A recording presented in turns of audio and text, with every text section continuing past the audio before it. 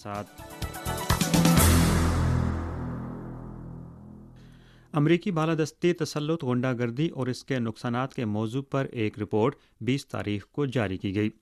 हक़ाइक़ के तनाज़ुर में इस रिपोर्ट ने सियासी, फ़ौजी, इक़्तिसादी, माली, तकनीकी और सकाफ़ती बालादस्ती के गलत इस्तेमाल में अमरीकी मनफी सरगर्मियों को बेनकाब किया है,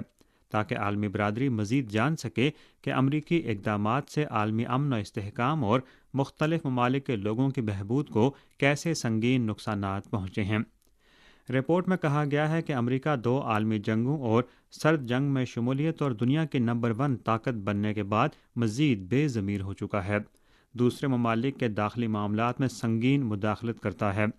बालादस्ती की जुस्तजू में रहता है, तसल्लुत बरकरार रखता है, तख़रीबकारी और दरानंदाजी में मसरूफ़ है और अक्सर जंगों का मूजिब है, जिनसे आलमी बरादरी को नुकसान पहुँच रहा